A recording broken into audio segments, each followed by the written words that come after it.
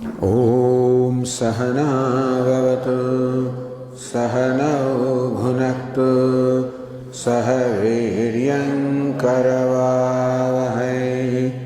तेजस्विनावधीतमस्तु मा विद्विषावहै। ॐ शान्तिः शान्तिः शान्तिः। ॐ पूर्णमदः पूर्णमिदं पूर्णात् पूर्णमुदच्यते पूर्णस्य पूर्णमादाय पूर्णमेवावशिष्यते। ॐ शान्तिः शान्तिः शान्तिः। विश्वं दर्पणदृश्यमाननगरे तुल्यं निजान्तर्गतं पश्यन्नात्मनि मायया बहिर्भूतं यथा निद्रया। यः साक्षात् कुरुते प्रबोधसमये स्वात्मानमेवाद्वयम् तस्मै श्रीगुरुमूर्तये नमः। श्रीदक्षिणामूर्तये।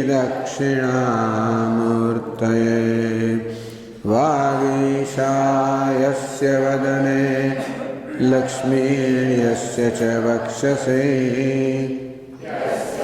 स्थिहृदये संवित् तं नृसिंहमहं भजे।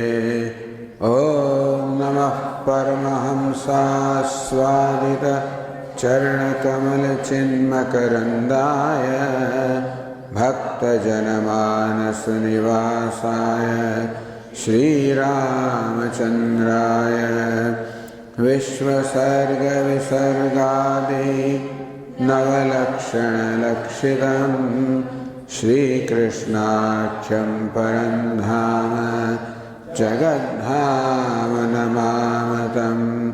सच्चिदानन्दरूपाय विश्वोत्पत्त्यादिहेतवे तापत्रयविनाशाय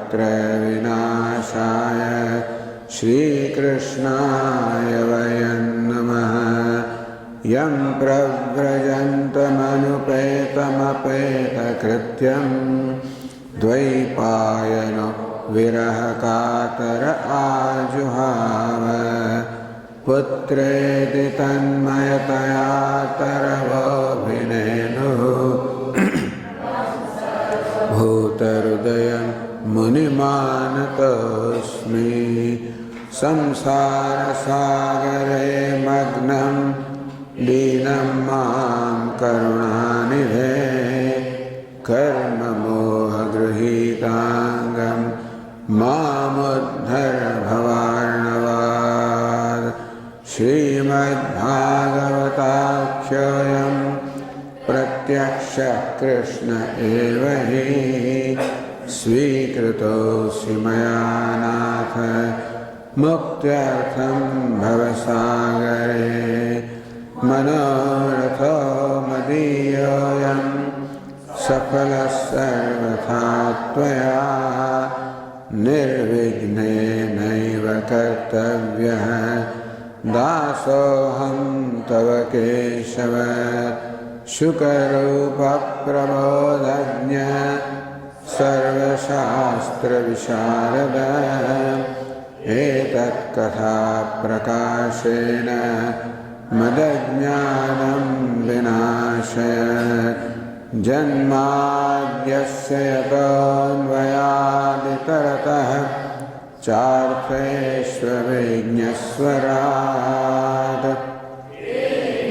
ब्रह्महृदाय आदिकवये मुह्यन्ति यत्सूरयः। तेजो वारिमृदां यथा विनिमयो यत्र त्रिसर्गो मृषा धाम्ना स्वेन सदा निरस्तकुहकं सत्यं परं धीमहि।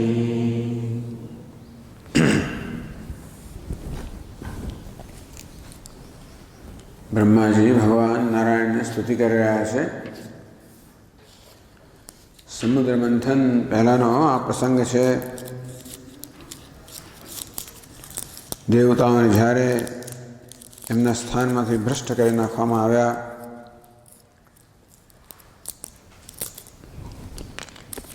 અને દુર્વાસા મુનિના શાપથી દેવતાઓ જ્યારે નિસ્તેજ થઈ ગયા, ત્યાર પછી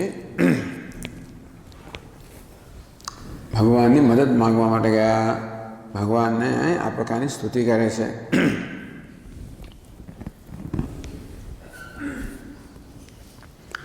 અજાત જન્મ સ્થિતિ સંયમાય અગુણાય નિર્વાણ સુખાર્ણવાય અણોરણ્યમને પરિગણ્યધામને महानुभावाय नमो नमस्ते. नमस्कार व्यतिरेकेण, हे भगवान आपने नमस्कार અમે કંઈ કરી શક્યા એમ નથી. અમે આપના પર કોઈ ઉપકાર કરી શક્યા એમ નથી, માત્ર નમસ્કાર જ કરી શકીએ. અજાત જન્મ સ્થિતિ સંયમાય, જેનો જન્મ સ્થિતિ કે સંયમ એટલે મૃત્યુ નથી. અગુણાય, જે નિર્ગુણ છે, સર્વગુણોથી પર છે. નિર્વાણ સુખાર્ણવાય, નિર્વાણનું સુખ, મોક્ષનો આનંદ છે, એ મોક્ષના આનંદના જે સમુદ્ર સમાન છે. અણો એમને, જે અણુથી પણ સૂક્ષ્મથી પણ સૂક્ષ્મ છે. અપરિગણ્ય ધામને, અનંત મૂર્તિધારી ભગવાન આપને, અનંત ઐશ્વર્ય સંપન્ન ભગવાન આપને નમસ્કાર છે. રૂપમ તૈવેત પુરુષર્ષભ, હે પુરુષર્ષભ, હે પુરુષર્ષભ, તવૈતત રૂપમ ઇજ્યમ, આપના જે રૂપ છે વાસ્તવમાં સદા પૂજ્ય છે. ઇજ્યમ પૂજ્યમ.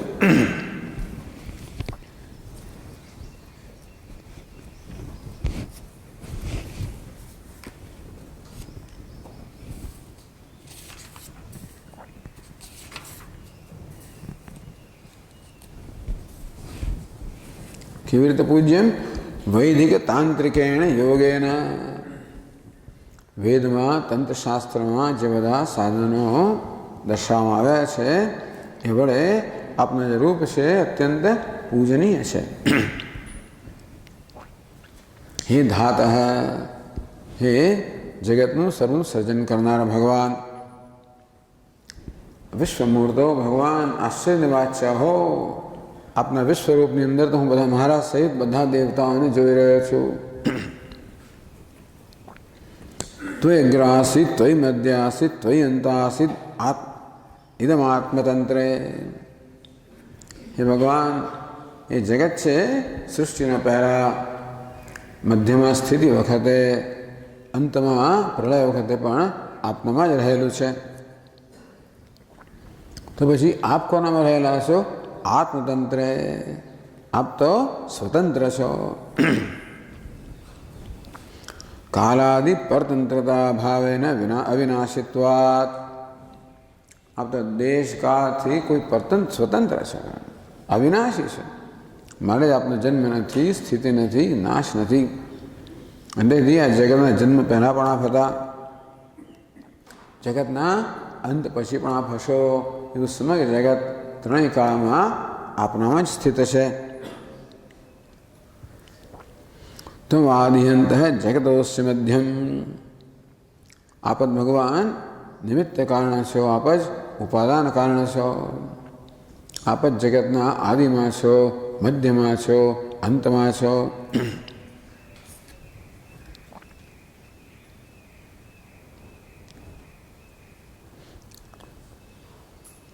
ઘડસ્ય સ્નેહ પરઃ પરસ્તાદ. જેમ ઘડો હંમેશા માટીના આદિમાં હોય, માટી ઘડાની આદિમાં હોય, મધ્યમાં હોય, અંતમાં હોય, માટી ઘડાનું ઉપાદાન કારણ છે, તેમ આપ પણ જગતનું ઉપાદાન કારણ છે. જેમ ઘડાઓ માટીથી ક્યારેય ભિન્ન નથી, તેમ આ જગત પણ આપનાથી ભિન્ન નથી. તો માયા આત્મશ્રયા સ્વેદમ નિર્માય વિશ્વમ તદ અનુપ્રવિષ્ટ. ભગવાન આપની પોતાની માયાશક્તિથી આપે આ જગતનું સર્જન કર્યું અને આપે જગતમાં પ્રવેશ કરેલો છે. પશ્યન્તિ યુક્તા મનસા મનીષિણ ગુણવ્યયાપી અગુણમ વિપશ્ચિત. તો ભગવાને આ સમગ્ર જગતમાં પ્રવેશ કર્યો, સર્વત્ર વિદ્યમાન છે એનું પ્રમાણ શું? શાસ્ત્રો પ્રમાણ છે જ. તત સૃષ્ટવા તદેવાનું પ્રાવિશત. ભગવાને જગતનું સર્જન કર્યું અને એમાં પ્રવેશ કર્યો. એ શુદ્ધિ વાક્ય તો પ્રમાણ છે જ કે ઈશ્વર સર્વત્ર છે. પરંતુ મહાપુરુષોનો અનુભવ પણ પ્રમાણ છે. વિપશ્ચિત વિવેકિન મનીષિણ વિવેકિન વિપશ્ચિત શાસ્ત્ર રહસ્યજ્ઞા. જે વિવેકી મહાપુરુષો છે, શાસ્ત્રના રહસ્યને જાણનારા છે. યુક્તા સાવધાન ચિત્ત એકાગ્ર ચિત્ત ધરાવનારા છે. ત્રણ વિશેષણ આપ્યા: મનીષિણ વિપશ્ચિત યુક્તા. મનીષિણ મનીષા ધરાવે છે, બુદ્ધિમાન છે, વિવેકી પુરુષ છે.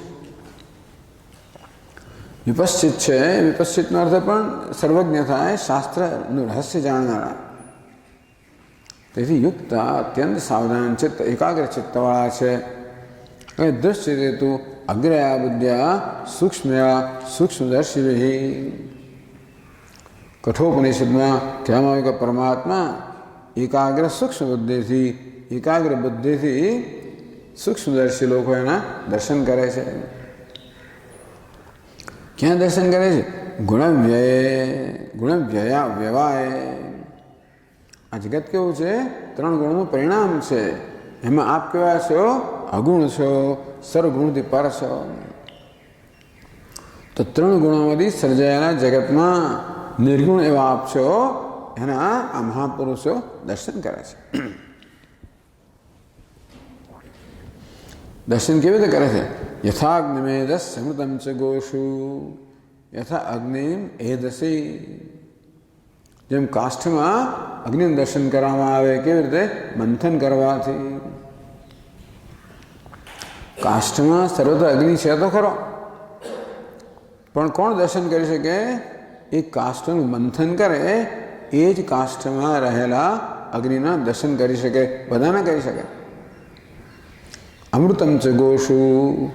ગાયમાં અમૃત રહેલું છે, દૂધ રહેલું છે. કોને પ્રાપ્ત કરી શકે? જે લોકો દોહવાનો પ્રયત્ન કરે છે. ભૂમિ અન્નમ. પૃથ્વીમાં અન્ન રહેલું છે. કોણ પ્રાપ્ત કરી શકે? તો કે પૃથ્વીને ખેડવાનો વગેરે પ્રયત્ન કરનારા. ઉદ્યમને છે વૃત્તિમ. પોતાની આજીવિકા કોણ પ્રાપ્ત કરી શકે? જે ઉદ્યમ કરે છે. યોગૈ મનુષ્યા અધિયંતે ત્વામ. અંત તે રીતે યોગૈ, યોગનો યોગનો ઉપાય કહેવામાં આવે. આમ જેવી રીતે કાષ્ઠમાંથી અગ્નિ, ગાયમાંથી દૂધ, પૃથ્વીમાંથી અન્ન, પૃથ્વીમાંથી જળ, આ તે પ્રકારના સાધનોથી પ્રાપ્ત થઈ શકતું હોય. દરેક વસ્તુને પ્રાપ્ત કરવાનું પોતાનું સાધન છે. તે સાધનથી જેવી રીતે મનુષ્ય પ્રાપ્ત કરે છે, તેવી રીતે ગુણેશુ બુદ્ધ્યા કવયો વદંતી. તેવી રીતે આ ગુણેશુ, ટૂંકમાં કાર્યકરણ સંઘાત છે, એમાં વિશુદ્ધ યુદ્ધથી યોગીઓ અધિયંતી આપના દર્શન કરે છે, વિદંતી આપને જાણે છે, વદંતી આપની સાથે વાર્તાલાપ કરે છે. 455 પાના પર હવે આગળ 13મા શ્લોકથી કહે છે: ભગવદ દર્શનેન જાતમ સ્વાનંદમ પ્રકટયંતી. ભગવાનના દર્શનને કારણે પોતાને અત્યંત આનંદ જન્મ્યો છે, એ હવે પછીના શ્લોકમાં પ્રકટ કરે છે. તન્ત્વાં વયમ નાથ સમુજ્જિહાનમ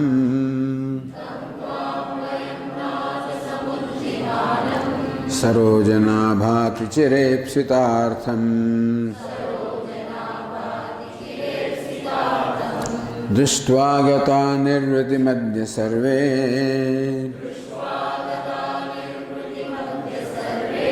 ગજાદવાર્તા ઇવ ગાંગમંભઃ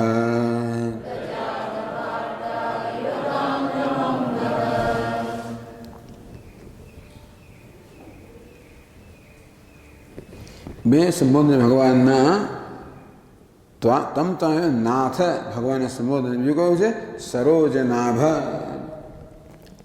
સરોજ એટલે કમળ, પદ્મ, પદ્મનાભ કહો, સરોજનાભ કહો. ભગવાનનું નામ પદ્મનાભ. ભગવાનને કેમ પદ્મનાભ કેમ? કારણ કે એના નાભીમાંથી પદ્મ એટલે કમળ જન્મ્યું છે. એ કમળ શું બધા બ્રહ્માંડાત્મકમ કમલમ. સૃષ્ટિના પ્રારંભમાં ભગવાનની નાભીમાંથી કમળ ઉત્પન્ન થાય. એ કમળ જ કેવું છે? બ્રહ્માંડાત્મક, સમગ્ર બ્રહ્માંડ જેમાં રહેલું છે એવું કમળ ભગવાનની નાભીમાંથી ઉત્પન્ન થાય છે. ભગવાનનું જે સ્વરૂપ છે, પ્રલયના જલમાં ભગવાન સુતેલા છે શેષ શૈયા પર. ભગવાનનું સ્વરૂપ કેવું છે? એ પ્રલયનું સ્વરૂપ છે. ત્રણેય જગતનો કોળિયો કરીને ભગવાન સૂતેલા છે. એમના જઠરમાં ત્રણેય જગત રહેલું છે. કોળિયો કરી ગયા ને પ્રલયમાં, એટલે જઠરની અંદર ત્રણેય લોક રહેલા છે. પણ ત્યાંથી નાભીમાંથી આ કમળ ઉત્પન્ન થાય, જે ત્રણેય લોકનું પ્રતીક છે. તો બ્રહ્માંડાત્મકમ, ત્રણેય લોકનો આત્મા છે. એમાંથી ત્રણેય લોક ઉત્પન્ન થવાના છે. આ બ્રહ્માંડ જેનો આત્મા છે, એવું આ જે કમળ છે જેની નાભીમાં છે, ભગવાનને કમલનાભ, સરોજનાભ કહેવામાં આવ્યા. મને શું થયો? આ કમળ તો સમગ્ર જગતનું કારણ છે. એમાંથી બ્રહ્માંડ ઉત્પન્ન થાય. કમળ સમગ્ર જગતનું કારણ છે. હે ભગવાન, અમે બધા પણ આ જગતના અંતર્ગત છીએ. એટલે બ્રહ્માજી માણીને સર્વ દેવતાઓ કહો, સર્વ પ્રાણીઓ કહો, એનું આપ કારણભૂત છો. અશ્વસાદી સર્વ કારણ. બ્રહ્માજી કે અમારી પ્રારંભ કરીને સમગ્ર જગતનો આપ કારણ છો. સરોજનાભ. મારે કેવું છે? હે નાથ. નાથ એટલે સ્વામી, એ પાલક. અસ્મદાદિ સર્વ પાલક. બ્રહ્માજી પોતે કહે છે ભગવાન આપ અમારું પાલન કરી રહ્યા છો. બ્રહ્માજી કહે છે આપ અમારી ઉત્પત્તિનું કારણ છો, આપ જ અમારું પાલન કરી રહ્યા છો. ક્યાં બ્રહ્માજી સર્વજ્ઞ, સર્વશક્તિમાન, હિરણ્યગર્ભ, એ જ્યારે ભગવાનને આવું કહે, એ જાણે કે ભગવાન આપ છો માટે હું છું. અંતેથી એટલે ઈશાવાસ્યો પણ કહેવામાં આવ્યું કે અનેજ દેકમ મનસો જવીય નૈન દેવા આત્મપૂર્વમર્ષદ તદ્ધાવતો જ્ઞાન તે તિષ્ઠત તસ્મિન્નપો માતરિશ્વા દધાતી. આ પરમાત્મા છે તો જ આ હિરણ્યગર્ભ કે બ્રહ્માજી બધું કાર્ય કરી શકે છે. ભલે ભલભલા હિરણ્યગર્ભ હોય, જે સર્વ જ્ઞાન શક્તિ, ઈચ્છા શક્તિ, ક્રિયાશક્તિનો આશ્રય છે. હિરણ્યગર્ભ બ્રહ્માજી પણ કહે છે કે ભગવાન આપ અમારું પાલન કરનારા છો, આપ જ અમારું ઉદ્ભવ સ્થાન છો, આપ જ અમારું પાલન કરનારા છો, અમારા નાથ છો. ઇતિ સંબોધનાભ્યામ ચિરાભીષ્ટત્વે તદ્દર્શનેન નિવૃત્તૌ ચ હેતુ સૂચિત. બે વસ્તુ છે. ભગવાનનો રૂપ કેવો છે? ચિરાભીષ્ટમ. બધા લોકો જેના દર્શન કરવાની ઈચ્છા ધરાવે છે. કેમ ધરાવે છે? જેના દર્શનથી પરમ આનંદ પ્રાપ્ત થાય છે. એટલે નિવૃત્તિ એટલે આનંદ. તો ભગવાન આપના જે સ્વરૂપ છે કેવું છે? બધા જ દર્શન કરવાની દીર્ઘકાળથી ઈચ્છા ધરાવે છે, અને જેને દર્શન મહાન આનંદ જન્માવનારું છે એ કહે છે. अतिचिरेप्सितार्थम अतिचिरेप्सितार्थम तम सर्व कारणभूतम अतएव चिरात ईप्सितार्थम परम पुरुषार्थ रूपम। तो कई वस्तुओं આપણે દીર્ઘકાળથી ઈચ્છા કરીએ, ભગવાનના સ્વરૂપના દર્શન કરવાની પણ જો ઈચ્છા કરતું હોય તો શેને કારણે? પરમ પુરુષાર્થ રૂપમ, કારણ કે તેનાથી જીવનનો પરમ પુરુષાર્થ સિદ્ધ થાય। કયો પરમ પુરુષાર્થ? જીવનમાં આનંદ, નિર્તિશય સુખ।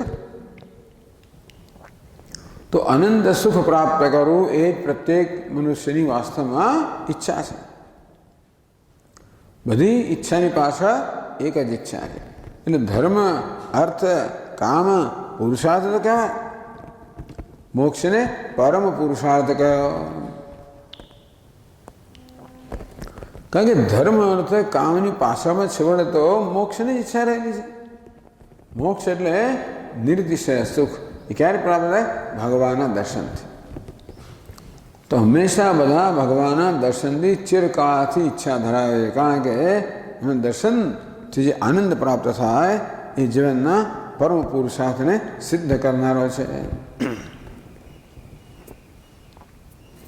આવું આપનું રૂપ કહે છે સમુજ્જિહાનમ દૃષ્ટવા, સમુજ્જિહાનમ आविर्भवंतम त्वाम प्रत्यक्षतो दृष्टवा।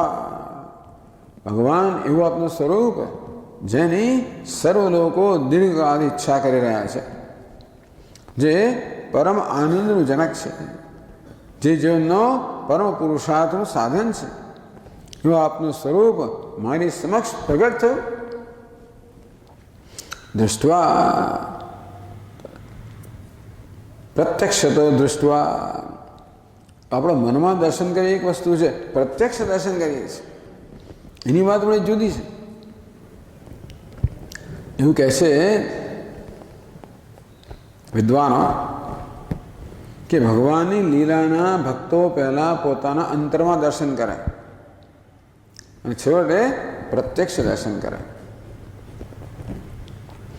તો ભગવાનનું સ્વરૂપ તો પ્રત્યક્ષ છે। त्वां प्रत्यक्ष दृष्ट्वा अद्य वयं सर्वे निर्वृतिं परमानंद गताः। अद्य सर्वे निर्वृतिं गताः, हम બધા જ નિવૃત્તિ પરમ આનંદને પ્રાપ્ત થયા છે। ભગવાન આ રીતે ભગવાનના દર્શનથી જે પરમ આનંદ પ્રાપ્ત થયો એ અભિવ્યક્ત કરે છે। તો આજે જે આનંદ પ્રાપ્ત થયો એને એનું કંઈક ખ્યાલ આપવા માટે દૃષ્ટાંત આપે છે। ગજાહ દવાર્તાહ એવ ગાંગમંભ।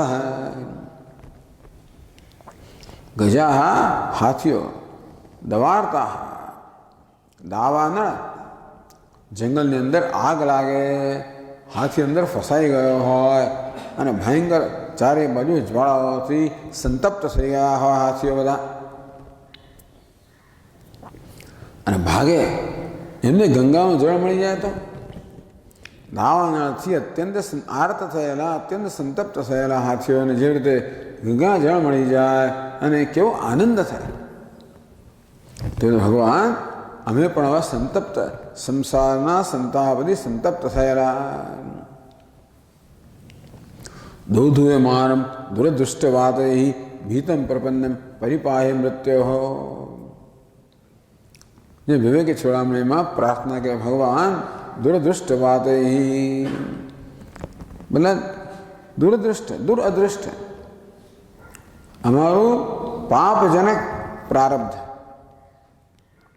પ્રારબ્ધમાં પુણ્ય પણ હોય અને પાપ પણ હોય। એ પાપ કર્મ જ્યારે ફલિત થાય ત્યારે અનેક પ્રકારનું દુઃખ જન્માવે। એવા સંતપ્ત થયેલા અમે આપના દર્શનથી એવો જ આનંદ પ્રાપ્ત કરીએ છીએ જેવા આ દાવાનળથી સંતપ્ત થયેલા હાથીઓ ગંગાજળને પ્રાપ્ત કરીને એવી શીતળતા અમે પ્રાપ્ત કરી। આનંદ છે શીતળ કરનારો છે। દુઃખથી સંતપ્ત થયેલું મન આનંદથી શીતળ બને।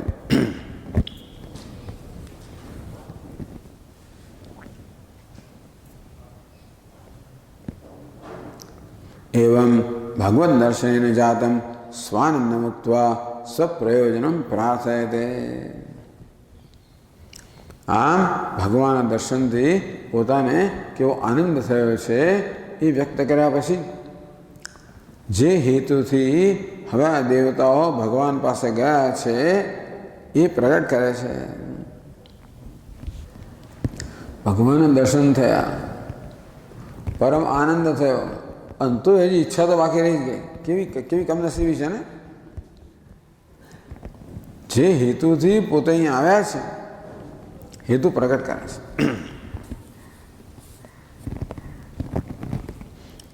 સત્વમ વિદત્સ્વાખિલ લોકપાલાઃ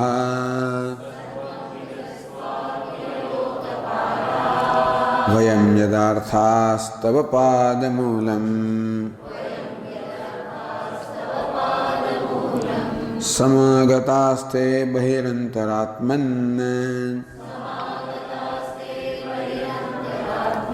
કિંચાન્ય વિજ્ઞાપમશેષ સાક્ષિણઃ.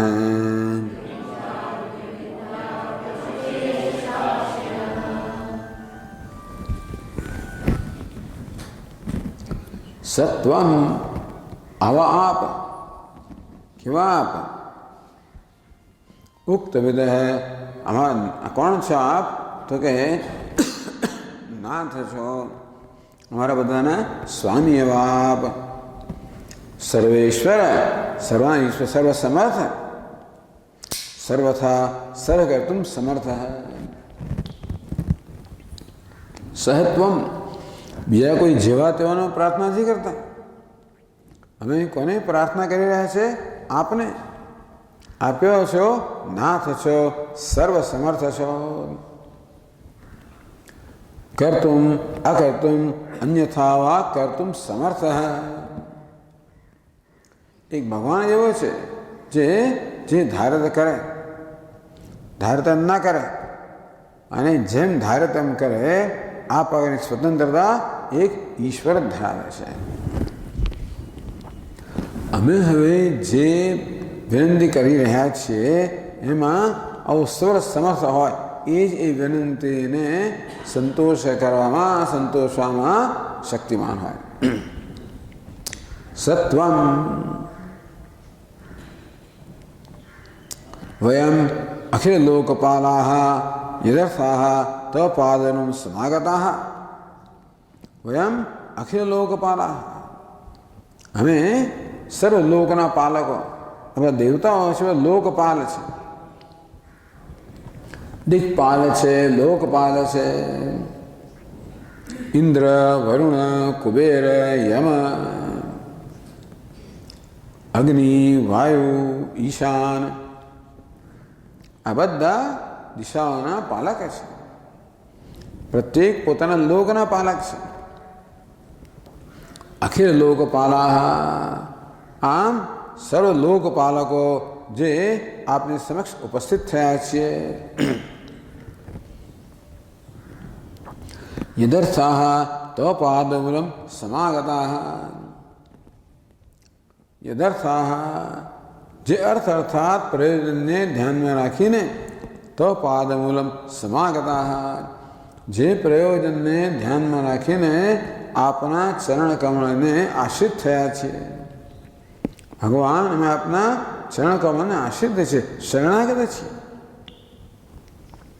પણ શરણાગતિની પાછળ કોઈ પ્રયોજન છે. પાછું આપ જાણો છો, જે પ્રયોજનને લઈને અમે અત્યારે આવ્યા છીએ અને આપણા ચરણ કમળને શરણાગત થયા છીએ, એ અમારે કહેવાની જરૂર નથી. એ તો આપ જાણો જ છો. બહિરંતરાત્મન, આપ કોણ છો? બહિરંતરાત્મન. બહિશ્ચ અંતશ્ચ વ્યાપિન, બહાર અંદર સર્વત્ર વ્યાપ્ત છે.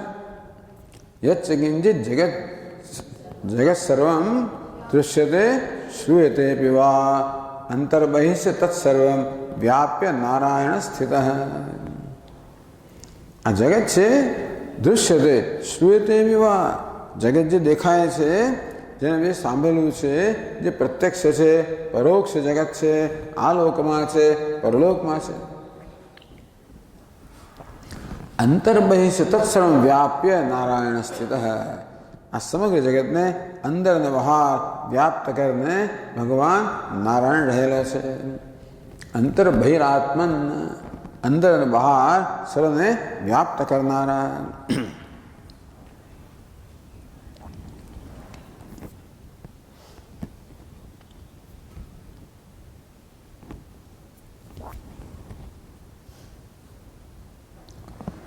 અશેષ સાક્ષિણ, વળી ભગવાન કેવો છે?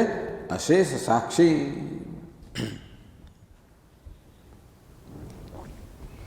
સર્વમ યુગપત સાક્ષાત કુર્વત. અશેષ સાક્ષી એટલે શું? અશેષ, કોઈ શેષ રાખ્યા વગર સાક્ષી. આપણે સાક્ષી હોઈએ પણ એક સાથે એક વસ્તુને જોઈએ, પછી બીજાને જોઈએ, પછી ત્રીજાને જોઈએ. સામાન્ય સાક્ષી જે હોય એક સાથે એક જ વસ્તુ જોઈ શકે. આપણી આંખોની મર્યાદા હોય, મનની મર્યાદા હોય. ભગવાન છે અશેષ સાક્ષી. સર્વ યુગપત સાક્ષાત કુર્વત, સમગ્ર જગતને એક સાથે જોનાર અશેષ સાક્ષી. નહીં તો શું છે, અંદર જો બહાર ના ખબર ને બહાર જો અંદર ખબર ના પડે. ભગવાન કે અશેષ સાક્ષી, સર્વનો અંતરાત્મા છે અને તેથી સર્વ અંતઃકરણ ઉજાડનારો છે. તેથી સર્વ અંતઃકરણમાં જે કંઈ ચાલી રહ્યું હોય એ બધું જાણનારો છે. નાન્યા સ્પૃહા રઘુપતે હૃદય સ્મદીએ સત્યમ વદામિ ચ ભગવાન અખિલાંતરાત્મા.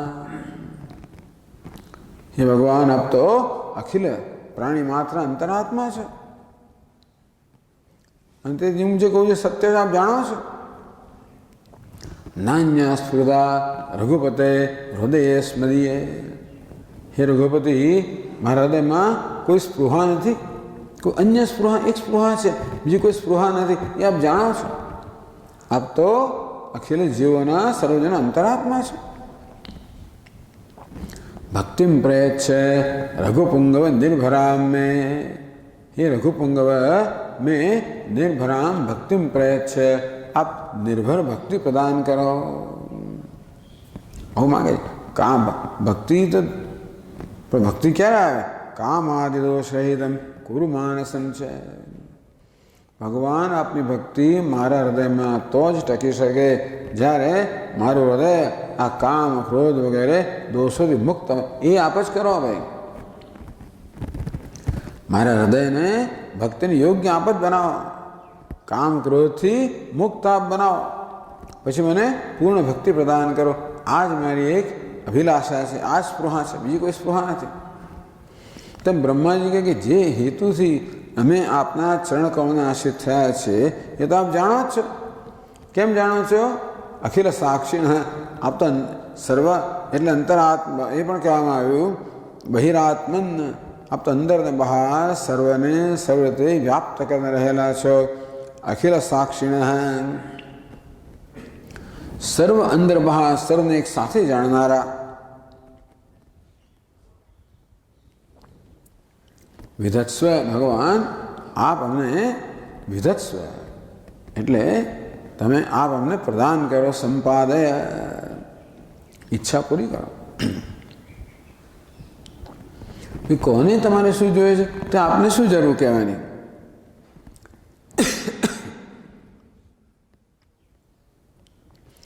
કિંચ અન્ય વિજ્ઞાપ્યમ અશેષ સાક્ષિણ. આપને વળી શું વિજ્ઞાપન કરવાનું હોય? અમારા હૃદયમાં શું અભિલાષા છે તો આપ જાણો જ છો. માટે અમારે કોઈ બહાર પ્રગટ કરવાની જરૂર નથી. તવ સર્વજ્ઞસ્ય અન્યેન વિજ્ઞાપ્યમ કિમ અસ્તિ? અન્ય વિજ્ઞાપ્યમ સમાસ્ત. અન્યેન વિજ્ઞાપ્યમ, અન્ય વિજ્ઞાપ્યમ.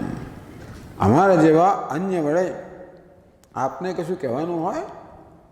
આપને કંઈ વિજ્ઞાપન કરવાનું ના હોય, કહેવાનું ના હોય. આપ તો સર્વ સાક્ષી છો, સર્વજ્ઞ છો, સર્વ સમર્થ છો. અને માટે આપ અમારે વિધત્સ્વ સંપાદે, અમારે જે પ્રયોજનથી આવ્યા છીએ એ પ્રયોજન સિદ્ધ કરો.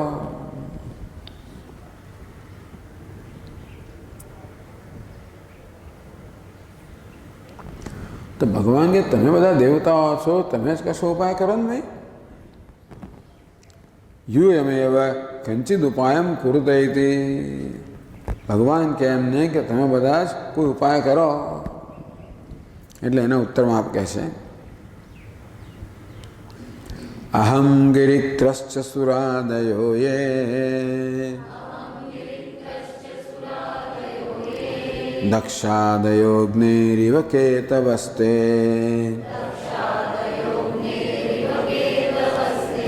કિમ વા વિદામેશ પૃથગ વિભાતા વિદત્સ્વશન્નો દ્વિજદેવ મંત્રમ.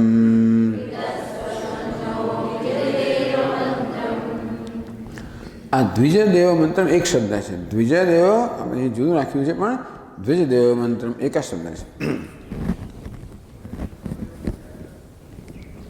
એ અમે બધા કોણ છે? અગ્નિ કેતવસ્તે. કેત એટલે વિસ્ફુલિંગા, તણખા. અગ્નિ વિસ્ફુલિંગા કેતવસ્તે. ભગવાન અમે તો અગ્નિના તણખા સમાન છે. આપ અગ્નિ છો, અમે માત્ર તણખા સમાન છે. અમે કોણ? અહમ એટલે હું બ્રહ્મા. ગિરિત્ર એટલે રુદ્ર. ગિર પર્વત, પર્વતનું રક્ષણ કરનાર. સુરાદયોએ એ સિવાય ઇન્દ્ર વગેરે જે બીજા દેવતાઓ અમે છીએ તે બધા જ. વળી બીજું કોણ? આદય દક્ષાદય. દક્ષ વગેરે લોકપાલ, દક્ષ વગેરે જે પણ અહીંયા છે પ્રજાપતિઓ. સુરાદય આદિપદેન મનુષ્ય ગંધર્વાદિ પ્રાણી માત્રસ્ય ગ્રહણ. હું શિવજી, ઇન્દ્ર વગેરે બીજા દેવતાઓ, દક્ષ વગેરે પ્રજાપતિઓ, એ ઉપરાંત મનુષ્ય, ગંધર્વ, કિન્નર, જે કોઈ જગતની અંદર બધા પ્રાણીઓ બધા જ. એટલે યથા સુદીપ્તાત પાવકા વિસ્ફુલિંગા સહસ્રશ પ્રભવંતે સ્વરૂપા તથાક્ષરાદ વિવિધા સૌમ્ય ભાવા. મંડુકમાં કહેવામાં આવ્યું પ્રજાયંતે તત્ર ચૈવાપયંતી. જેવી રીતે સારી રીતે પ્રજ્વલિત અગ્નિમાંથી અનેક તણખાઓ ઝરે, તેવી રીતે આ પરમાત્મામાંથી આ બધા જીવો અનેક તણખા રૂપે આ બધા જીવો પ્રગટ થયેલા છે. વૈષ્ણવ સંપ્રદાયમાં આને શબ્દશઃ લેવામાં આવે, એનો વાચ્યાર્થ લેવામાં આવે. વેદાંતની લોકો એમ કહે કે ખરેખર જોવા જઈએ તો સ્વરૂપથી આ તણખો અને અગ્નિમાં કોઈ ભેદ નથી, માટે કશું પ્રગટ થયું નથી. એક ભગવાન જ છે, બધા જ ભગવાન છે. કહીશું કે અગ્નિમાંથી તણખા જ એમ પ્રગટ થયા. અમે તણખા જ છે. વાત સાચી. ઉપાધિની દ્રષ્ટિએ જોઈએ તો તણખા જ છે. હું, શિવજી, બધા દેવતાઓ, દક્ષ વગેરે પ્રજાપતિઓ અને દેવ ગંધર્વ વગેરે સર્વ પ્રાણીઓ બધા જ. એ તે સર્વે અગ્નિ સકાશાત કેતવ વિસ્ફુલિંગા એવ. અગ્નિમાંથી જેમ તણખા હોય તેવી રીતે અમે પણ આપના તણખા, આપ અગ્નિ સમાન છો, અમે તણખા સમાન છે. થયું બીજું શું કે તણખાઓ અગ્નિમાંથી પ્રગટ થાય, અગ્નિ જુદા થઈ ગયા ને પાછા. એ રીતે જીવ અને ઈશ્વર વચ્ચેનો ભેદ આ મંત્ર બહુ મહત્વનો છે. તો જીવ અને ઈશ્વર જુદા જુદા છે એવો સિદ્ધાંત ધરાવનારા માટે આ મંત્ર અત્યંત મહત્વનો છે. દ્વા સુપર્ણા સયુજા સખાયા સમાનમ વૃક્ષમ પરિશસ્વજાત. એક જ વૃક્ષ પર બે પક્ષીઓ છે, ઈશ્વર પક્ષી અને જીવ પક્ષી. જો ઉપનિષદ કહે છે કે જીવ અને ઈશ્વર જુદા છે, ઉપનિષદ કહે છે બધા જીવો છે એ પરમાત્માના તણખા સમાન છે.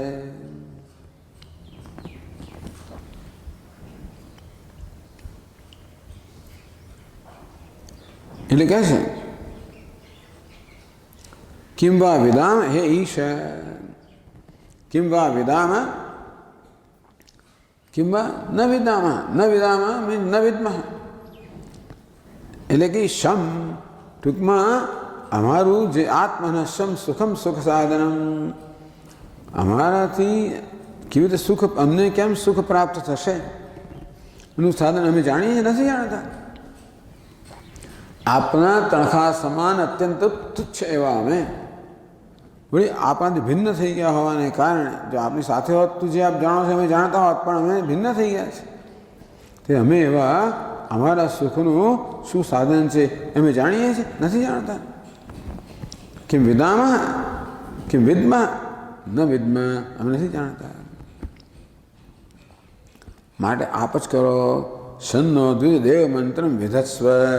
પણ હે ઈશ, હે ભગવાન, દ્વિજદેવ મંત્રમ, દ્વિજાનામ દેવાનામ છે મંત્રમ. દ્વિજ એટલે બ્રાહ્મણો અને દેવતાઓનો મંત્ર. મંત્ર શું? સુખ ઉપાયમ. ભગવાન આ બ્રાહ્મણો અને દેવતાઓને સુખનો જે ઉપાય છે એ જ આપ હવે કહો. ન અસ્માકમ વિધત્સ્વ. આપ એનો એ જ વસ્તુ આપ અમને કહો. એટલે શું કરવું એ કહો. હવે ઇદમ કુરુત ઇતિ ઉપદિશા. હે દેવતાઓ, આ પ્રમાણે કરો એવો અમને ઉપદેશ કરો, જેથી અમે એ પ્રમાણે કરીએ અને સુખ પ્રાપ્ત કરી શકીએ, જીવનનું કલ્યાણ કરી શકીએ. આ રીતે બ્રહ્માજી અગ્રેસર છે.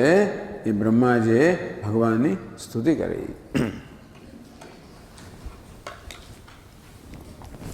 શ્રીમદ ભાગવતમાં આગળ વર્ણન આવે છે. સુખદેવજી કહે છે, હે પરીક્ષિત, બ્રહ્માદિ દેવતાઓને આ પ્રકારે સ્તુતિ કરી,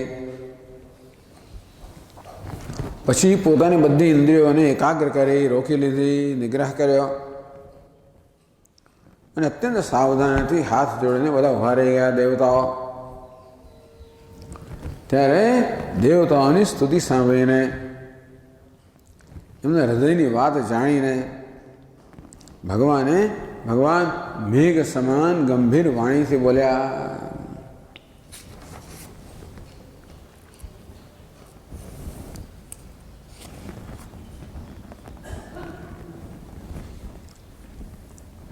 સુખદેવજી કે, હે પરીક્ષિત, સમસ્ત દેવતાઓ અને જગતના એકમાત્ર સ્વામી ભગવાન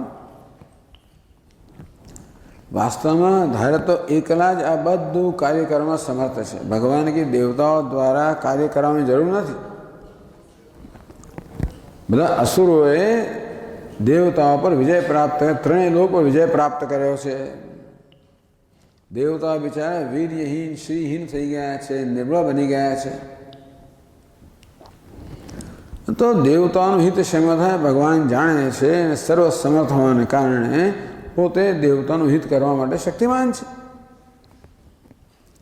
છતાં પણ ભગવાન લીલા કરવા માગે છે. સમુદ્ર મંથનાદિ લીલાઓ દ્વારા વિહાર કરવાની ઈચ્છા છે. એટલે ભગવાન સર્વસમર્થ હોવાને કારણે ભગવાનને કશું કરવાની જરૂર નથી, પણ ભગવાન લીલા કરવા માગે છે. કેમ લીલા કરવા માંગે? એ પણ પોતાના ભક્તો પર અનુગ્રહ કરવા માટે. હનુમાનજી કહે જાંબવાનને કે જો આપ કહો તો હું આખી એ ત્રિકૂટ પર્વતને ઉઠાવીને લઈ આવું અહીંયા આગળ, રાવણ લંકા સહિત બધાને લઈ આવો. જાવન કે એવું ના કરશો ભાઈ, તમે તમારે માત્ર સીતાજીની શોધ જ કરી આવો. ભગવાન પછી વાનરનો સૈન્ય લઈને જશે, રાવણ પર વિજય પ્રાપ્ત કરશે, ત્રણેય લોકમાં ભગવાનની કીર્તિ ગવાશે. એ કીર્તનના ગાનથી ભક્તોનું કલ્યાણ થશે. તો બધું ભક્તોનું કલ્યાણ છે ને થાય. શ્રવણમ કીર્તનમ વિષ્ણુ. ભગવાનની કીર્તન શ્રવણ કરવાથી, એનું કીર્તન કરવાથી, ગાન કરવાથી ભક્તોનું કલ્યાણ થાય. અને ભક્તોના કલ્યાણ માટે જ ભગવાન આ પ્રકારની લીલાઓ કરતા હોય છે. એ લીલાઓ કરવા માટે એમણે કોઈ કોઈ અવતાર ધારણ કરવો પડે. એટલે હવે ભગવાન સમુદ્ર મંથનની લીલા કરવા ઈચ્છે છે, એ દ્વારા વિહાર કરવા ઈચ્છે. અને તેથી પોતે નહીં, આ દેવતાઓ દ્વારા બહારથી એમ લાગે કે દેવતાઓ કરી રહ્યા છે, વાસ્તવમાં કરનાર એ હોય છે. છતાં દેવતાઓને આ પ્રકાર કહેવા લાગ્યા. ભગવાને કહ્યું,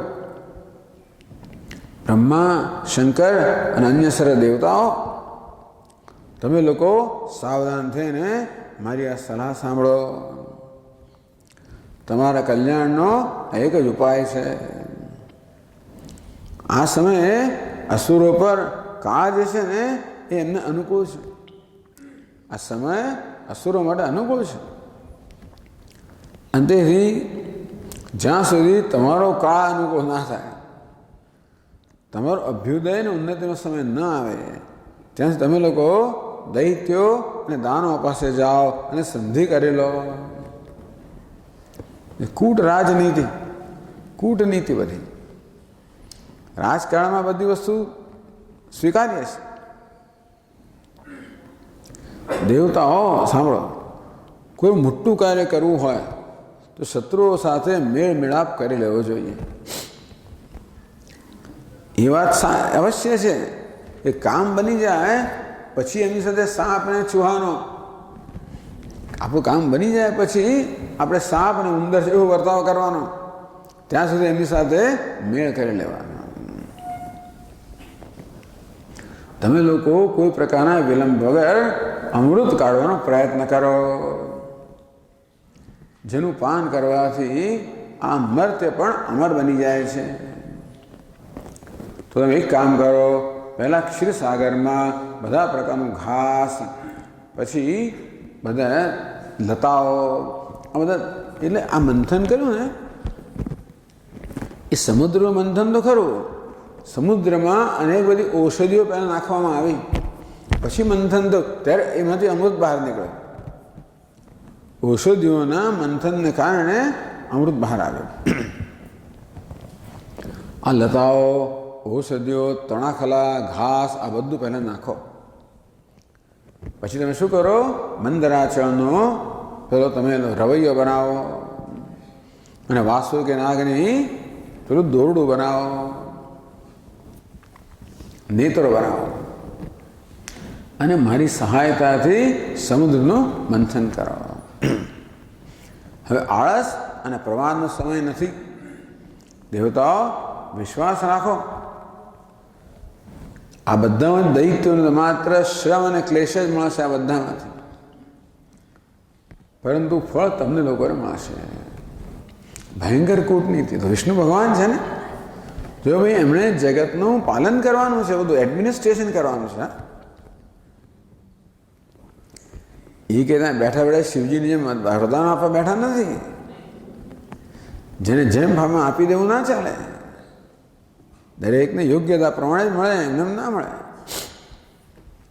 એટલે એમણે બધું પાલન કરવાનું છે.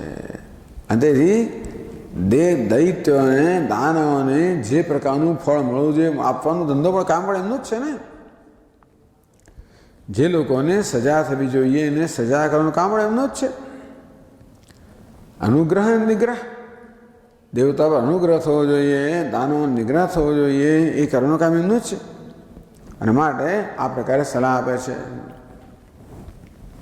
હે દેવતાઓ, અસુર લોકો તમારી પાસે જે જે વસ્તુ માગે ને એ બધાનો સ્વીકાર કરી લો. શાંતિથી બધું કામ પાર પડે છે. ક્રોધ કરવાથી કશું થતું નથી. ક્રોધ ના કરશો. હિન્દુસ્તાની લોકોએ આ બધી સલાહો સાંભળવી જોઈએ. બાજુમાં જે રાક્ષસો છે ને એટલે ટૂંકું આ પ્રકારનું ચાલે છે ને બધું, દેવ ને દાનવો વચ્ચેનો વ્યવહાર. એ પછી ભગવાને પોતાની શક્તિથી મંદરાચળને ઉખાડી નાખ્યો. નહીં, દેવતાઓએ શું થયું ભાઈ? એક મિનિટ. હા, હજી કહી ગયો છે. ભગવાન હજી પોતાનું વક્તવ્ય ચાલુ રાખે છે. પહેલાં સમુદ્રમાંથી કાલકૂટ વિષ નીકળશે, નથી ડરશો નહીં. એ ઉપરાંત ઘણા બધા રત્નો નીકળશે, પરંતુ કોઈ વસ્તુ માટે કોઈ પ્રકારનો લોભ ના કરશો. પહેલાં તો કશી વસ્તુની કામના ના કર. ભગવાન કહે, ઉપદેશ આપે છે પહેલી વસ્તુ એ કોઈ વસ્તુની કામના કરવી જ ના જોઈએ, પરંતુ કામના કરી પણ ખરી, જો પૂરી ન થઈ તો ક્રોધ તો નશ કરવો જોઈએ. કામ અને ક્રોધ શક્નોતિ હેવ યસ્તોડમ પ્રાક્ષર વિમોક્ષણાત કામ ક્રોધોદ્ભવમ વેગમ. આ કામ અને ક્રોધ મહાન વેગને જન્માવે છે. એટલે તમે કામના કરો તો ક્રોધ, લોભ વગેરેની સંભાવના હોય, કામના જ ના કરવી જોઈએ. કદાચ કરી તો એ પ્રકારની તૈયારી સાથે કે મારી કામના પૂરી ન થવાની સંભાવના છે, એનો તૈયાર છો. કામના કરતી વખતે તૈયારી રાખવી જોઈએ, મારી કામના પૂરી ન થાય એ પરિસ્થિતિમાં તૈયાર છું. ના હોય તો કામના ના કરો, તૈયાર હો તો કામ ના કરો. यदि कामना पूरी न થાય તો પણ ક્રોધ ન જન્મે. સુખદેવજી કહે, હે પરીક્ષિત, દેવતાઓનો આદેશ લઈને ને આ દેવતાને આદેશ આપીને ભગવાન પુરુષોત્તમ ત્યાં એમ વચ્ચેથી અંતર્ધાન થઈ ગયા. એ તો સર્વશક્તિમાન હતા, પરમ સ્વતંત્ર હતા. એમની લીલાનું રહસ્ય કોણ સમજે? ભગવાનને ત્યાંથી ચાલી ગયા પછી બ્રહ્માજી શંકર ભગવાને વળી પાછા ભગવાન નમસ્કાર કર્યા અને પોતપોતાના લોકમાં ચાલી ગયા. તદનંતર ઇન્દ્રાદિ દેવતાઓ, હું તો ઇન્દ્ર વગેરેના જરૂરિયાત છે, ઇન્દ્રાદિ દેવતાઓ રાજા બલિ પાસે ગયા. દૈત્યનો રાજા બલિ તો ખબર છે ને કે એમના ગુરુજી શુક્રાચાર્યએ એવી સલાહો આપેલી બધી યજ્ઞ યાગાદી કરીને બલિરાજા એટલા બધા બળવાન થઈ ગયા હતા કે 3 લોક જીતી લીધા હતા. તો બલિરાજા પાસે ગયા.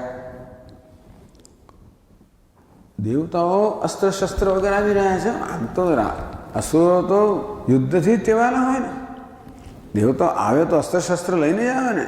પણ ઇન્દ્ર વગેરે દેવતાઓ અસ્ત્ર શસ્ત્ર વગર પોતાની સમક્ષ આવી રહ્યા છે. એ જોઈને દૈત્યના સેનાપતિઓ છે એમના મનમાં અત્યંત ક્ષોભજન્ય. એમણે તો દેવતાઓને પકડી લેવાની ઈચ્છા કરી, પકડી લેવા લોકોને. પરંતુ દૈત્યરાજ બલિ છે એ ક્યારે સંધિ કરવી, ક્યારે વિરોધ કરવો એ પણ જાણવું જોઈએ તમારે. બલિરાજા દૈત્ય ક્યારે સંધિ કરવી, ક્યારે વિરોધ કરવો એ અવસરને જાણવાવાળા હતા અને અત્યંત પવિત્ર કીર્તિથી સંપન્ન હતા. એમણે દૈત્યોને એમ કરતા રોક્યા કે એમને પકડો નહીં તમે. એ પછી દેવતા લોકો બધા બલિરાજાની પાસે પહોંચ્યા. બલિરાજે તો 3 લોકને જીતી લીધા હતા. બધી સંપત્તિથી સેવિત હતા. અસુર સેનાપતિ સુરક્ષિત હતા અને પોતાના રાજ સિંહાસન બેઠેલા હતા. બુદ્ધિમાન ઇન્દ્ર અત્યંત મધુર વાણીથી સમજાતા રાજા બલિને બધી વાતો કહી. ઇન્દ્રે મધુર વાણીમાં સમજાવતા. ભગવાને જે પ્રકારે એમને શિક્ષણ આપ્યું હતું એ પ્રકારે ઇન્દ્રએ બલિરાજાની સમક્ષ મધુર વાણીમાં બધી વાત કહી. એ વાત દૈત્યરાજ બલિને ગમી ગઈ કે ચાલ અમૃત પ્રાપ્ત કરીશું, બધા લોકો અમૃત પાન કરીશું. દૈત્ય લોકોમાં એક જ ગણતરી કે અમૃત નીકળવા તો દો, નીકળે પછી ક્યાં આપણે ક્યાં નીકળે ઝૂંટવી જ લઈ લઈશું, એવી ગણતરી દૈત્યોની હતી. અને દેવતાઓની ગણતરી અમૃત પ્રાપ્ત થાય, આપણને મળશે એમ કંઈક ભગવાન કરશે અને આપણને મળશે એમને નહીં મળે, આવી ગણતરી બધા લોકો કામ કરતા હોય છે.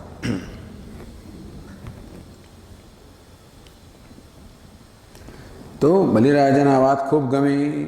ત્યાં બેઠેલા બીજા સેનાપતિ શંબર, અરિષ્ઠનેમી, ત્રિપુર નિવાસી અસુરો એ બધાને પણ બહુ સારી વાત લાગી અમૃત મંથન કરવાની. ત્યારે દેવતા અને અસુરોએ આપસમાં અંદર સંધિ સમજૂતી કરીને મિત્રતા કરી લીધી. તો કેવી રીતે બધા લોકો સ્વાર્થ આવે ત્યારે કેવા ભેગા થઈ જતા હોય ને. બધા દુનિયામાં પેલા યાદવ લોકો બધા ભેગા થઈ ગયા, શત્રુઓ ભેગા થઈ ગયા. મુલાયમસિંહ યાદવ લાલુ પ્રસાદ યાદવ ભેગા થઈ ગયા. પેલા પોતાના પૌત્ર અને પુત્રીને કે ભેગા થઈ ગયા, હવે સંબંધી બધા ભેવાઈ થઈ ગયા. આ બધી રીત છે કે રાજકારણની અંદર. હે પરીક્ષિત, આ બધાએ મળીને અમૃત મંથન માટે પૂર્ણ ઉદ્યોગ કરવા લાગ્યા. આ પછી દેવતાઓ અને દૈત્યોએ પોતાની સમગ્ર શક્તિથી મંદરાચળને ઉખાડી નાખ્યો. એનો રવૈયો કરવાનો હતો ને. અને લલકારતા અને ગર્જના કરતા કરતા સમુદ્ર તટની તરફ એને લેવા લાગ્યા. મંદરાચળને એમની ભુજાઓ તો બહુ બળવાન હતી, પરી સમાન હતી, શરીરમાં શક્તિ હતી અને પોતપોતાના બળનું ઘમંડ હતું. પણ એક તો મંદરાચળ બહુ જ ભારે હતો અને છેક મંદરાચળ ક્યાં ઉત્તરમાં છેક સમુદ્ર દક્ષિણમાં લઈ જવાનો હતો. આથી ઇન્દ્ર બલિ બધા બિચારા લોકો થાકી ગયા, હારી ગયા. કોઈ રીતે પછી જ્યારે એ લોકો મંદરાચળને આગળ ન લઈ જઈ શક્યા ત્યારે વિવશ પરવશ થઈને રસ્તામાં જ ફેંકી દીધો. પટક્યો, એને મુશ્ક્યો તો પટક્યો. આ મંદરાજ સોનાનો પર્વત હતો, અત્યંત ભારે હતો. એ પર્વત પડ્યો, પટક્યો એટલે તેણે કેટલાય દેવતાઓ દૈન્યોને ચૂરા કરી નાખ્યા પર્વતે. એને કારણે દેવતાને અસુરના હાથ, કમર, ખભા બીજા તૂટી ગયા, મન પણ તૂટી ગયું, નો ઉત્સાહ ભંગ થઈ ગયો. એ જોયું ભગવાને કે આનો ઉત્સાહ ભંગ થઈ ગયો છે. ગરુડ પર ચડે બેસીને ભગવાન એકદમ ત્યાં પ્રગટ થઈ ગયા. ક્યારે ક્યાં પ્રગટ થવું જાણવું જોઈએ તમારે, એટલે પ્રગટ થઈ ગયા. એમણે જોયું કે દેવતાઓના અસુરો પર્વતના પડવાથી બિચારા બધા અંદર પીસાઈ ગયા છે. એટલે ભગવાને પોતાની અમૃતમય દ્રષ્ટિથી દેવતાઓને એ પ્રકાર જીવંત કરી દીધા. એવા જીવંત થઈ ગયા દેવતાઓ કે જાણે શરીરમાં કોઈ પ્રકારનો ઘા પડ્યો હોય છે. એવા દેવતાઓને અમૃતમય દ્રષ્ટિથી બધાને જીવંત કરી દીધા. એ પછી એમણે રમતમાં એક હાથથી પર્વતને ઉઠાવીને એમણે ગરુડ પર રાખી દીધો અને સ્વયં પણ ગરુડ પર સવાર થઈ. આખા મંદરાચળને એક હાથથી ઉઠાવીને ગરુડ પર મૂકી દીધો, સ્વયં ગરુડ પર સવાર થઈ ગયા. અને પછી દેવતાઓ અને અસુરોની સાથે ભગવાને સમુદ્ર તટની યાત્રા કરી. પક્ષીરાજ ગરુડે સમુદ્રના તટ પર પર્વતને ઉતારી દીધો. પછી ભગવાને વિદાય કર્યો. ગરુડજીને ત્યાંથી ચાલી ગયા. ભગવાને વિદાય કર્યા. બહુ સરસ કથા છે બધી. સુખદેવજી કે હે પરીક્ષિત, દેવતા અને અસુરોએ પછી નાગરાજ વાસુકીને વચન આપ્યું. વાસુકી લઈ આવવાના ને કે સમુદ્ર મંથનમાંથી પ્રાપ્ત થનારું અમૃતમાં તારો પણ ભાગ રહેશે. એવું વાસુકીને વચન આપ્યું દેવતાઓએ. અને એ રીતે એને પણ પોતાની નેત્ર પેલો કોણ આવી જાતનો નેત્રો થવા કોણ તૈયાર ના હોય છે.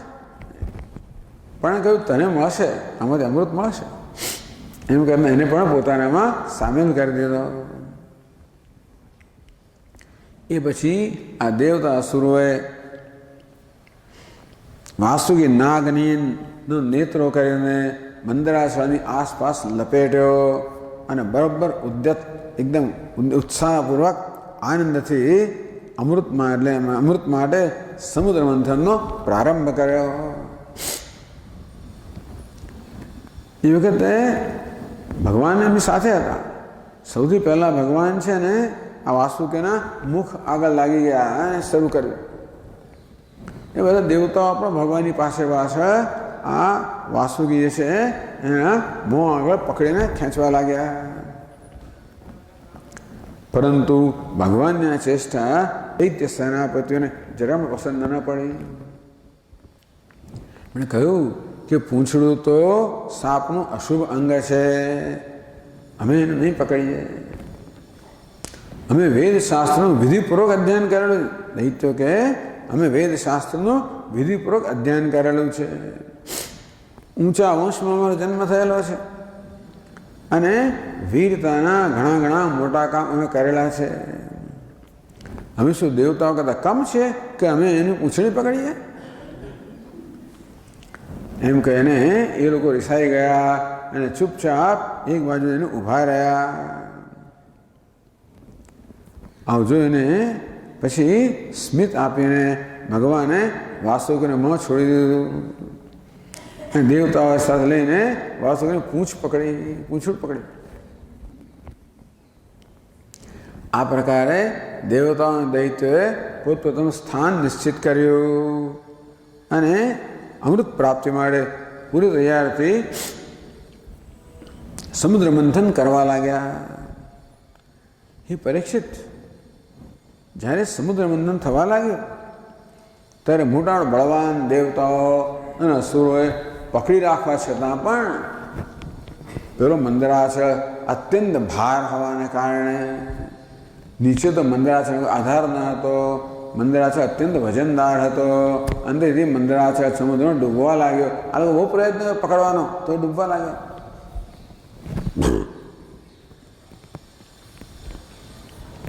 અત્યંત બળવાન દૈત્યોને દેવતાઓએ જ્યારે જોયું કે આપણું કર્યું કાર્ય બધું ધૂળમાં મળી રહ્યું છે ત્યારે વળી પાછો એમનો ઉત્સાહ તૂટી ગયો. બધાના મોં પર ઉદાસીનતા છવાઈ ગઈ. ભગવાને જોયું કે આ બધું વિઘ્નરાજ, આ કોણે કર્યું? ગણેશની પૂજા નથી કરી ને, એટલે વિઘ્નરાજના બધું કારતૂત છે. એટલે આનું નિવારણ કેમ કરવું? આના આજે મુશ્કેલી ઊભી થઈ, મંદરાચળ ડૂબવા લાગ્યો, એ નિવારણ કરવા માટે ભગવાન અત્યંત વિશાળ અને વિવિધ પ્રકારના રંગવાળું કચ્છપ એટલે કાસવાનું રૂપ એમણે ધારણ કર્યું અને સમુદ્રના જળમાં પ્રવેશ કરીને મંદરાચળને ઉપર ઉઠાવી લીધો. એટલે કાસવો ભગવાનની શક્તિ અનંત છે, એ સત્ય સંકલ્પ છે. અને માટે એમના માટે કઈ મોટી વાત છે. વારંવાર તુલસીદાસજી ભગવાન ઈશ્વરનું વર્ણન કરે કે ભગવાનની કૃપાથી તો કેવી રીતે એક સાપુલિયું ગરુડ ન ખાઈ જાય વગેરે વગેરે. ભગવાનને શું અશક્ય છે? અચિંત્ય શક્તિ ધરાવનાર છે. દેવતાઓએ અસુરો જોયું કે મંદરાચળ તો ઉપર આવી ગયો છે તો વળી પાછા સમુદ્ર મંથન માટે વળી પાછા તૈયાર થઈ ગયા.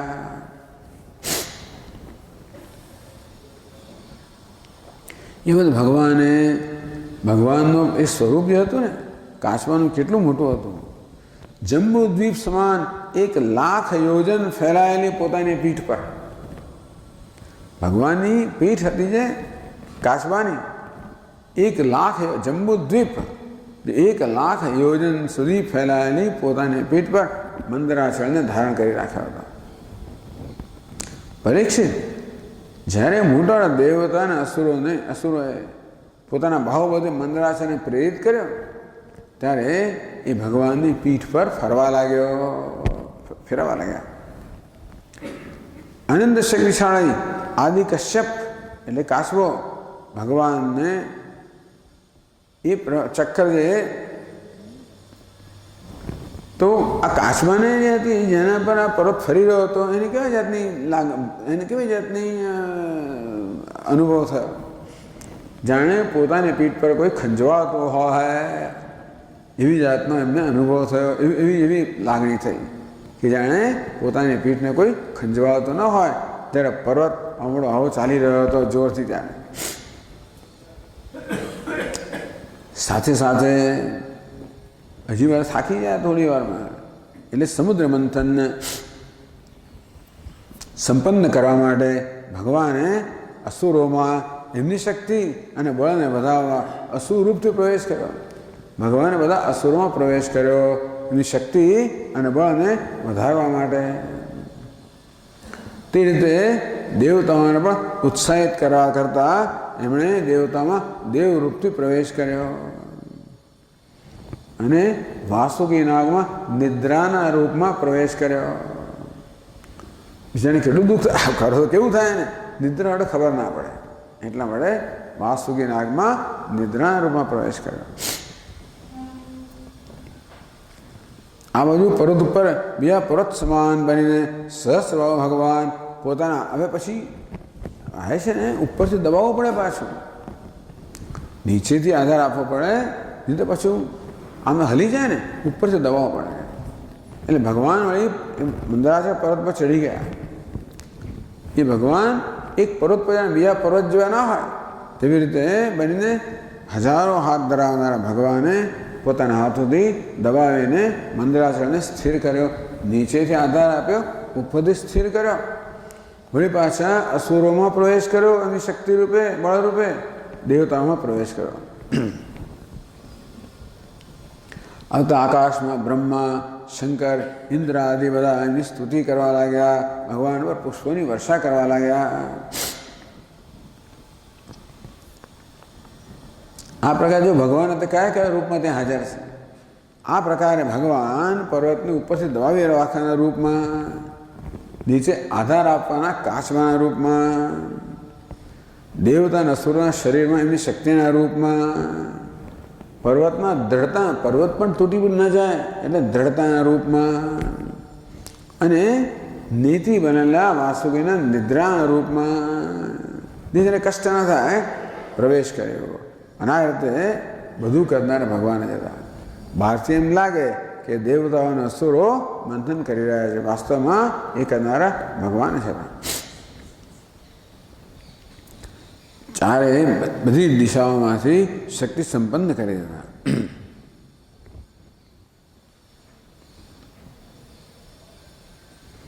હવે આ દેવતાઓના અસુરો પોતાના બળના વેગથી ઉન્મત્ત થઈ ગયા.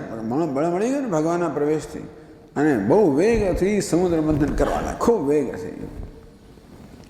એ વખતે સમુદ્ર એમાં રહેનારા મગરો, માછલીઓ આ બધા બિચારા એકદમ ક્ષુબ્ધ થઈ ગયા. આખું વિચાર કરો, આટલું મોટું સુમંથન થાય મગરોમાં થાય છે, બિચારો બધા વ્યાકુળ થઈ ગયા, ગભરાઈ ગયા. નાગરાજ વાસુકીના હજારો કઠોર ને કેટલા હજારો કઠોર નેત્ર, મુખ અને શ્વાસમાંથી વિષની આગ નીકળવા લાગી.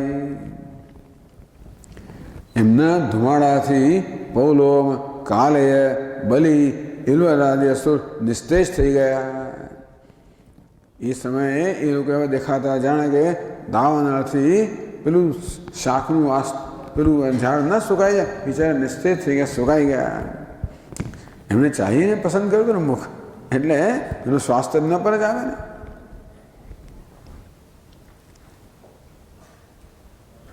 દેવતા પણ એનાથી બચી ન શક્યા.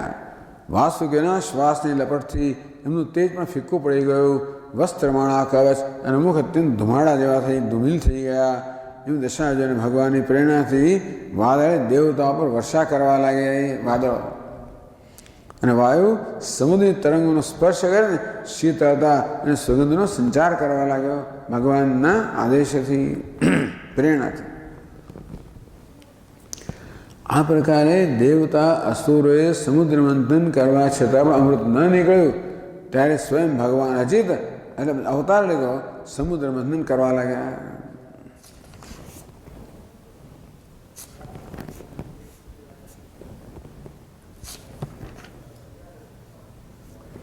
ભગવાન કેવા છે?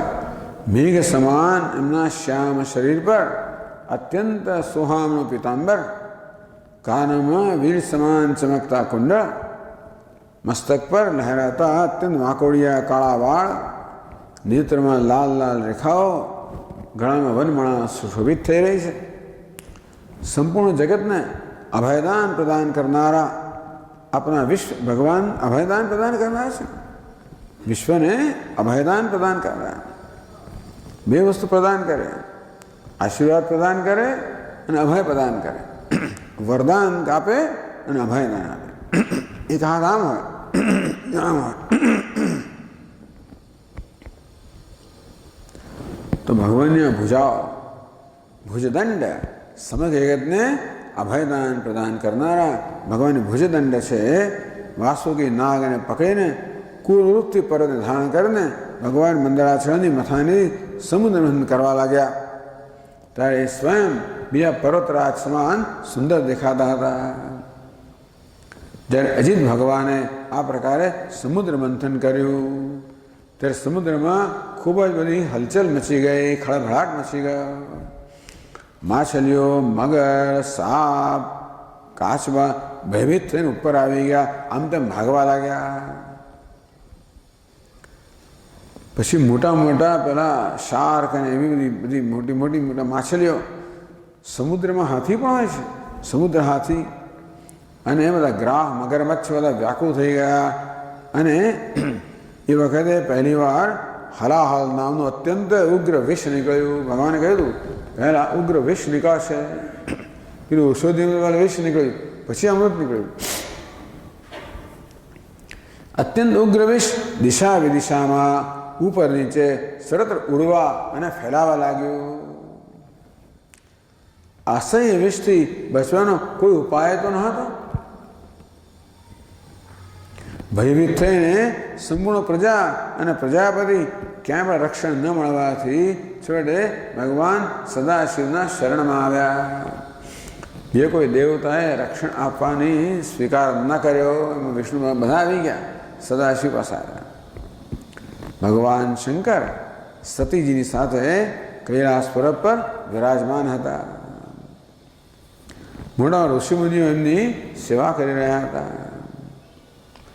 ત્યાં ત્રણેય લોકોના ભગવાન શું કરે છે? ત્રણેય લોકોનો અભ્યુદય અને નિશ્રેયસ માટે ભગવાન ત્યાં તપશ્ચર્યા કરી રહ્યા છે. પ્રજાપતિઓએ દર્શન કરીને એમની સ્તુતિ કરતા ભગવાનને પ્રણામ કર્યા. હવે પ્રજાપતિઓ ભગવાન શિવજીની સ્તુતિ કરે છે. એ આપણી એની પછીની સ્તુતિ છે. પ્રજાપતિ ભગવાન શિવજીની સ્તુતિ કરે. શેના સ્તુતિ કરે? વિષ્ણુ પાન કરવા માટે. એની પહેલાં એ સ્તુતિ કરે છે. એ સ્તુતિ પછી આપણે આવતા ક્લાસથી જોઈશું. ઓમ પૂર્ણમદ પૂર્ણમિદમ પૂર્ણાત પૂર્ણમુદચ્યતે પૂર્ણસ્ય પૂર્ણમાદાય પૂર્ણમેવાવશિષ્યતે. ઓમ શાંતિ શાંતિ સચ્ચિદાનંદરૂપાય વિશ્વોત્પત્યાદિહેતવે તાપત્રયવિનાશાય શ્રીકૃષ્ણાય વયં નમઃ. જન્માદ્યસ્ય યતોન્વયાદિતરતઃ ચાર્થેષ્વવિઘ્નસ્વરાટ્ તેને બ્રહ્મહૃદાય આદિકવये મુહ્યन्ति યત્સૂરયः તેજો વારિમૃદા યથા વિનિમયો યત્ર ત્રિસર્ગો મૃષા ધામ્ના સ્વેન સદા નિરસ્તકુહકં સત્યં પરમ ધીમહિ. ઓમ શાંતિ શાંતિ શાંતિ. હરિ ઓમ. શ્રી ગુરુભ્યો નમઃ. હરિ ઓમ.